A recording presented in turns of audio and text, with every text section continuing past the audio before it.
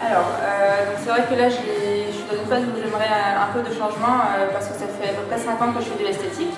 Donc de par ma profession, j'étais obligée d'avoir les cheveux assez longs pour pouvoir faire des chignons et tout ça. Et donc là je suis en reconversion, donc je vais être amenée à faire des présentations devant des personnes plus ou moins importantes pour mon avenir. Donc c'est vrai que j'ai envie de changer. J'aimerais quelque chose de plus adapté.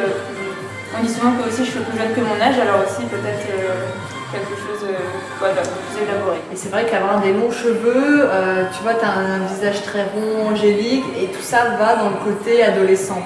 Donc il va falloir un petit peu casser cette image peut-être pré-ado pour aller vers quelque chose de plus féminin. Et la féminité, ça passe pas forcément par la longueur. Maintenant, il faut respecter quand même ton ressenti, c'est-à-dire que tu as besoin d'avoir un toucher, d'avoir une certaine matière, mais il faut aller vers quelque chose d'un peu plus moderne et féminin pour vraiment aller vers une image plus structurée, plus moderne.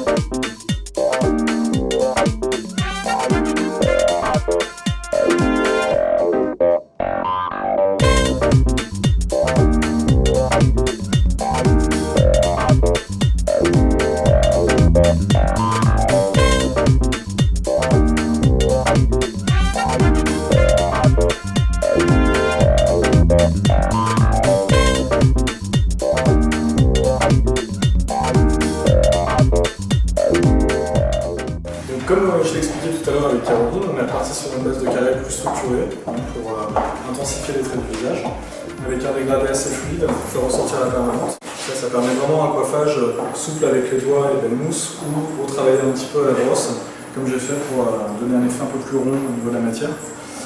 Au niveau de la couleur de base, on est reparti sur 2 tons plus foncés, donc on est vraiment sur un vrai châtain marron glacé, ce qui permet aussi d'avoir un bon raccord avec le sourcil et la carnation.